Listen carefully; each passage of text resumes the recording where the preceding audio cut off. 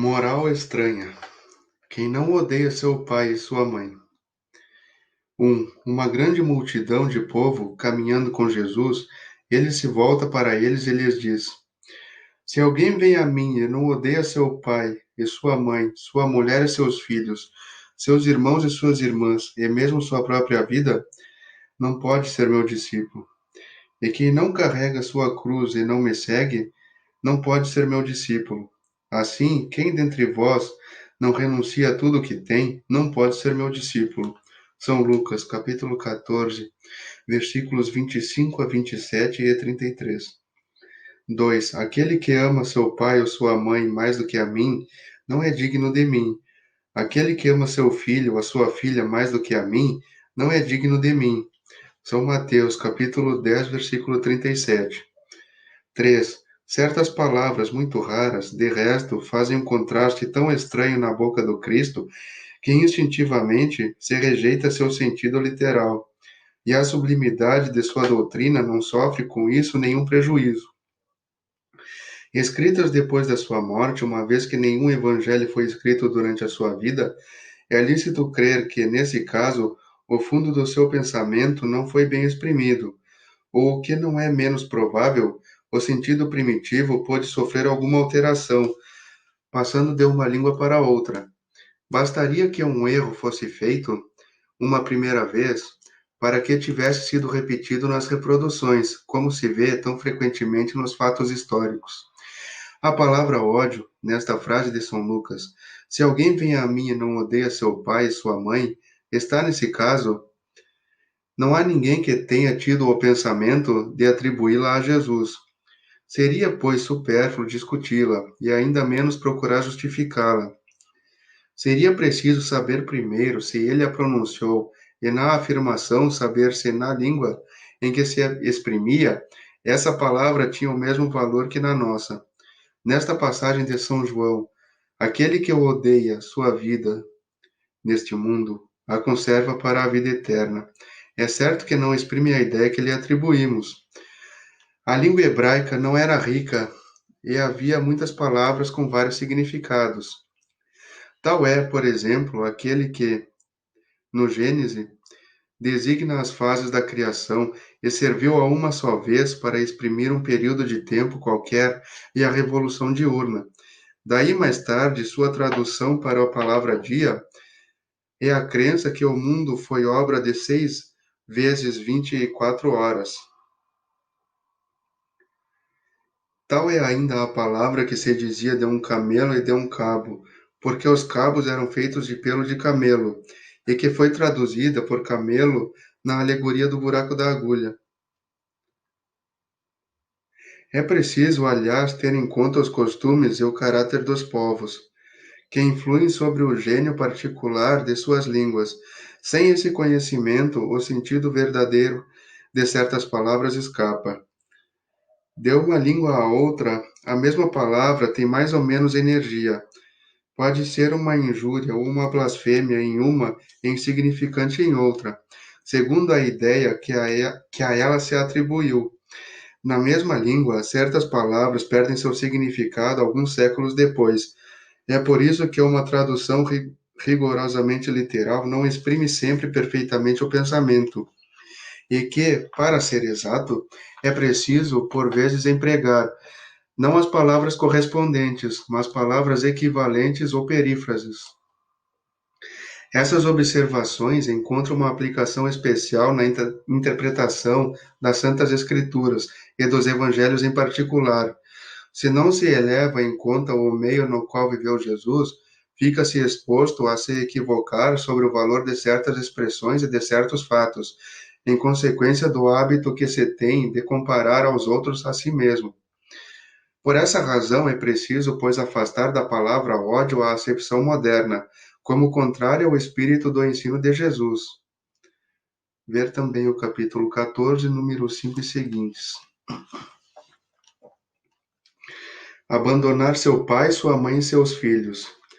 Quem tiver deixado por meu nome sua casa, ou seus irmãos, ou suas irmãs, ou seu pai, ou sua mãe, ou sua mulher, ou seus filhos, ou suas terras, disso receberá o cêntuplo, e terá por herança a vida eterna. São Mateus, capítulo 19, versículo 29. 5. Então Pedro lhe disse: Por nós, vedes que tudo deixamos e que vos seguimos. Jesus lhes disse: Digo-vos em verdade que ninguém deixará pelo reino de Deus, ou sua casa, ou seu pai e sua mãe, ou seus irmãos, ou sua mulher, ou seus filhos, que não receba desde este mundo muito mais, e no século futuro a vida eterna. São Lucas, capítulo 18, versículos 28 a 30. 6. Um outro lhe disse: Senhor, eu vos seguirei, mas me permiti dispor antes do que tenho em minha casa.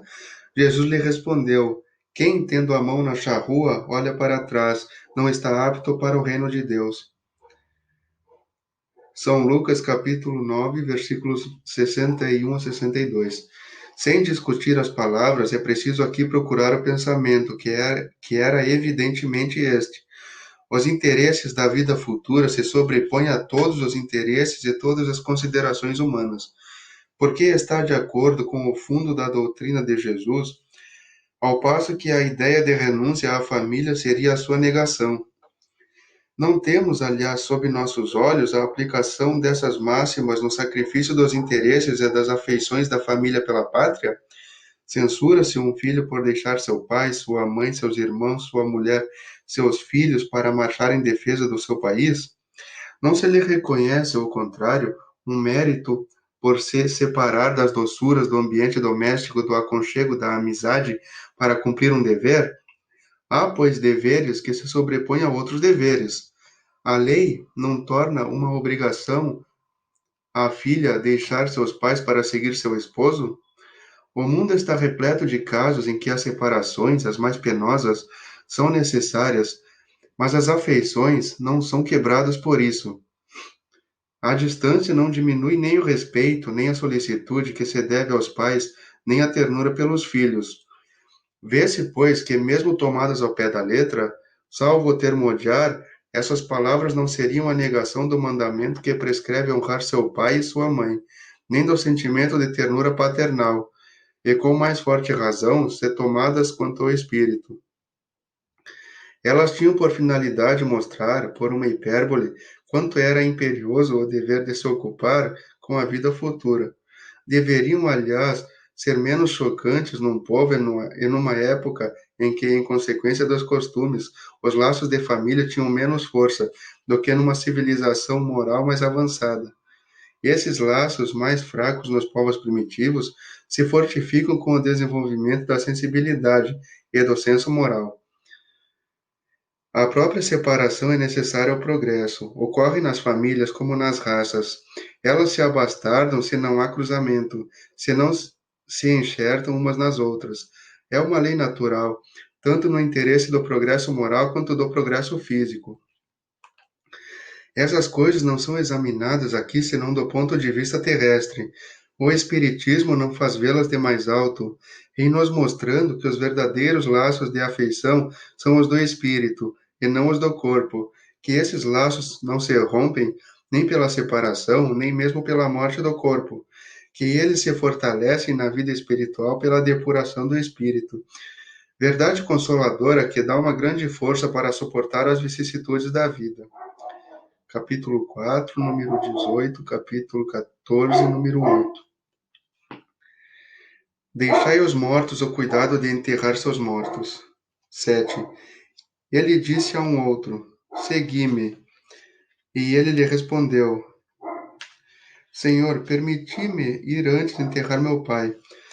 Jesus lhe respondeu: Deixai aos mortos o cuidado de enterrar seus mortos, mas por vós ide anunciar o reino de Deus. São Lucas, capítulo 9, versículos 59 e 60. 8. Que podem significar estas palavras? Deixai aos mortos o cuidado de enterrar seus mortos. As considerações precedentes mostram, primeiro, que nas circunstâncias que foram pronunciadas, não poderiam exprimir uma censura contra aquele que considera um dever de piedade filial ir enterrar seu pai. Elas encerram, porém, um sentido profundo que só um conhecimento mais completo da vida espiritual poderia fazer compreender. A vida espiritual, com efeito, é a verdadeira vida. É a vida normal do espírito. Sua existência terrestre não é senão transitória e passageira. É uma espécie de morte se comparada ao esplendor e à atividade da vida espiritual. O corpo não é senão uma veste grosseira que reveste momentaneamente o espírito, verdadeira cadeia que o prende à gleba da terra, e da qual se sente feliz de estar livre. O respeito que se tem pelos mortos não se prende à matéria, mas pela lembrança ao espírito ausente. É análogo àquele que se tem pelos objetos que lhe pertenceram, que tocou e que aqueles que o amam guardam como relíquias. É o que esse homem não poderia compreender por si mesmo. Jesus lhe ensina dizendo: Não vos inquieteis com o corpo, mas pensai antes no espírito. E de ensinar o reino de Deus, e de dizer aos homens que sua pátria não está na terra, mas no céu, porque lá somente está a verdadeira vida. Não vim trazer a paz, mas a divisão. 9. Não penseis que eu vim trazer a paz sobre a terra. Eu não vim trazer a paz, mas a espada. Porque eu vim separar o homem do seu pai, a filha de sua mãe e a nora de sua sogra. E o homem terá por inimigos os de sua casa. São Mateus, capítulo 10, versículos 34 a 36. Vai. 10. Eu vim para lançar o fogo sobre a terra, e que não desejo, senão ele se acenda? Eu devo ser batizado com um batismo, e quanto me sinto apressado que se cumpra. Credes que eu vim trazer a paz sobre a terra? Não, eu vos asseguro, não, mas ao contrário a divisão. Porque de hoje em diante, se encontram 5 pessoas numa casa, elas estarão divididas umas contra as outras, 3 contra 2 e 2 contra 3. O pai estará em divisão com o filho e o filho com o pai, a mãe com a filha e a filha com a mãe, a sogra com a nora, e bem já sabe. São Lucas, capítulo 12, 49 a 53. 11. Foi Jesus, a personificação da doçura e da bondade, ele que não cessou de pregar o amor ao próximo. Quem pode dizer: Eu não vim trazer a paz, mas a espada, e vim separar o filho do pai, o esposo da esposa. Eu vim lançar o fogo sobre a terra, e tenho pressa que ele se acenda. Essas palavras não estão em contradição flagrante com seu ensino? Não há blasfêmia em lhe atribuir a linguagem de um conquistador sanguinário e devastador? Não, não há blasfêmia nem contradição nessas palavras, porque foi ele mesmo quem as pronunciou, e elas testemunham sua sabedoria.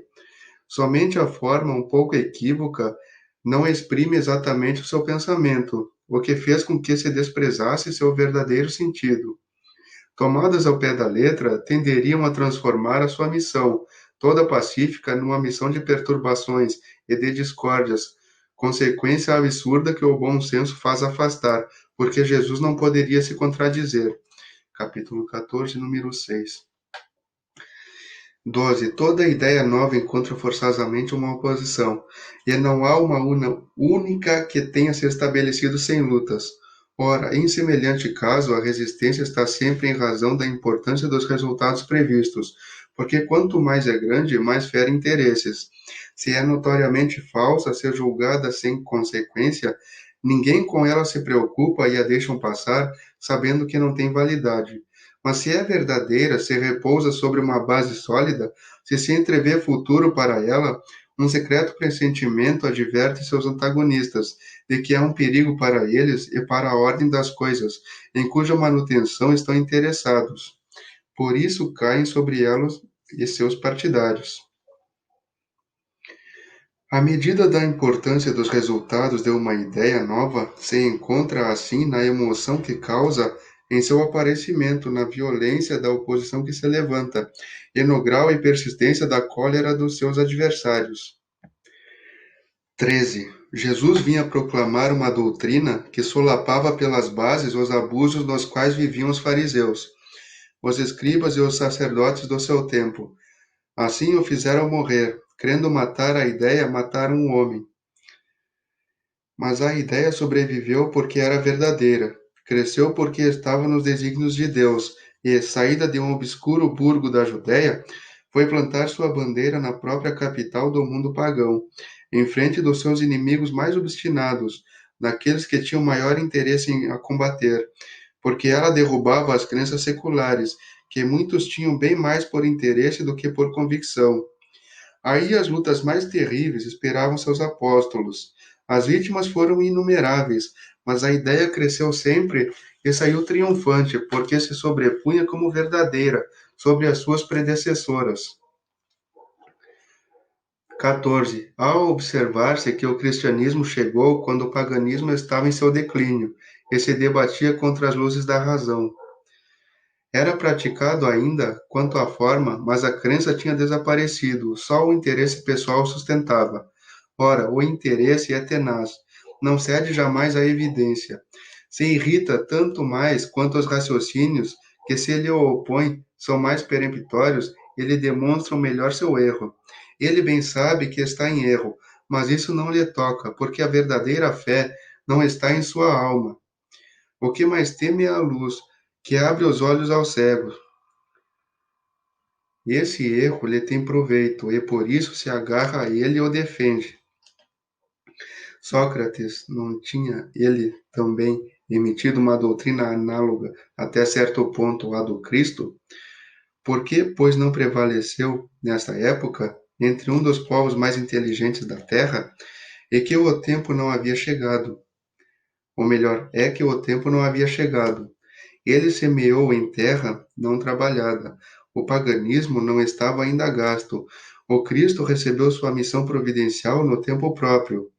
Todos os homens do seu tempo não estavam, tanto quanto era preciso, à altura das ideias cristãs, mas havia uma aptidão mais geral para as assimilar, porque se começava a sentir o vazio que as crenças vulgares deixam na alma. Sócrates e Platão tinham aberto o caminho e predisposto os espíritos. 15. Infelizmente, os adeptos da nova doutrina não se entenderam sobre a interpretação das palavras do Mestre, a maior parte velada sob a alegoria e a figura. Daí nascerem, desde o início, as seitas numerosas que pretendiam todas terem a verdade exclusiva e que 18 séculos não puderam pôr de acordo. Esquecendo o mais importante dos divinos preceitos, aquele do qual Jesus havia feito a pedra angular do seu edifício e a condição expressa de salvação, a caridade, a fraternidade e o amor ao próximo. Essas seitas trocavam anátemas e se arrojavam umas sobre as outras, as mais fortes esmagando as mais fracas, abafando-as no sangue, nas torturas e nas chamas das fogueiras. Os cristãos vencedores do paganismo, de perseguidos se fizeram perseguidores. Foi com o ferro e o fogo que plantaram a cruz do Cordeiro sem mácula nos dois mundos. É um fato constatado que as guerras religiosas foram as mais cruéis e fizeram mais vítimas do que as guerras políticas, em que nenhuma se cometeram mais atos de atrocidade e de barbárie. A culpa foi da doutrina do Cristo? Não, certamente, porque ela condena formalmente toda a violência. Ele disse alguma vez a seus discípulos: Ide matar, massacrar, queimar aqueles que não creem como vós? Não, porque lhes disse ao contrário: todos os homens são irmãos, e Deus é soberanamente misericordioso. Amai o vosso próximo, amai os vossos inimigos, fazei o bem àqueles que vos perseguem. E lhes disse ainda: quem matar pela espada, perecerá pela espada. A responsabilidade não é, pois, da doutrina de Jesus, mas daqueles que a interpretaram falsamente, e dela fizeram um instrumento para servir às suas paixões. Daqueles que ignoram estas palavras, meu reino não é deste mundo. Jesus, em sua profunda sabedoria, previa o que devia ocorrer, mas essas coisas eram inevitáveis, porque se prendiam à inferioridade da natureza humana, que não podia se transformar de repente. Seria preciso que o cristianismo passasse por essa longa e cruel prova de 18 séculos para mostrar toda a sua força. Porque, malgrado todo o mal cometido em seu nome, saiu dela puro. Jamais foi posto em causa, a censura sempre recaiu sobre aqueles que dele abusaram. A cada ato de intolerância, sempre se disse: se o cristianismo fosse melhor compreendido e melhor praticado, isso não teria ocorrido. 16. Quando Jesus disse: Não creiais que eu vim trazer a paz, mas a divisão, seu pensamento era este: Não creiais que a minha doutrina se estabeleça pacificamente. Ela conduzirá a lutas sangrentas, das quais meu nome será o pretexto, porque os homens não me terão compreendido, ou não terão querido me compreender. Os irmãos, separados por sua crença, tirarão a espada um contra o outro, e a divisão reinará entre os membros de uma mesma família, que não tiverem a mesma fé. Eu vim lançar o fogo sobre a terra para limpá-la dos erros e dos preconceitos, como se coloca fogo num campo para nele destruir as más ervas, e tendo pressa que ele se acenda para que a depuração seja mais pronta, porque desse conflito a verdade sairá triunfante.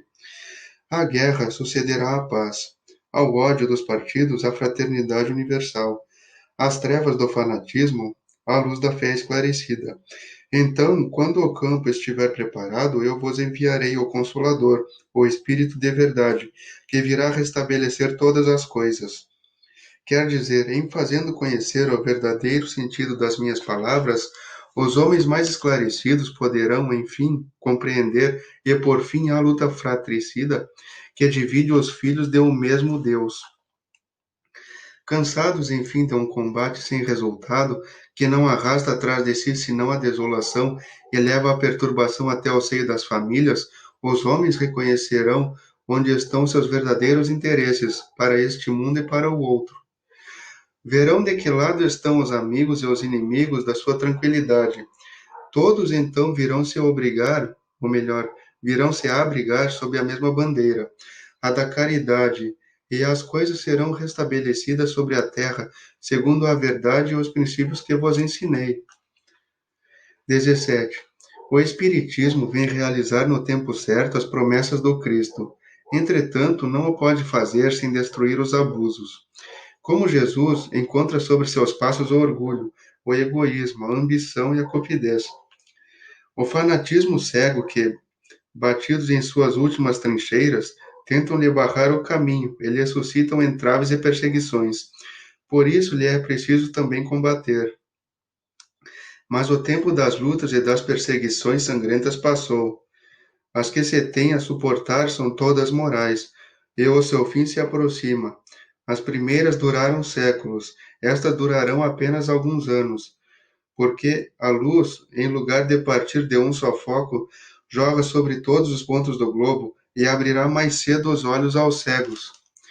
18. Essas palavras de Jesus devem, pois, entender-se como as cóleras que ele previa que sua doutrina iria levantar, os conflitos momentâneos que lhe iriam ser a consequência, as lutas que teria que sustentar antes de se estabelecer, como ocorreu com os hebreus antes da sua entrada na terra prometida, e não como um desígnio premeditado de sua parte de semear a discórdia e a confusão. O mal deveria vir dos homens e não dele. Ele era como o médico que vem curar, mas cujos médicos, ou melhor, cujos remédios, provocam uma crise salutar, movimentando os humores malsãos do enfermo.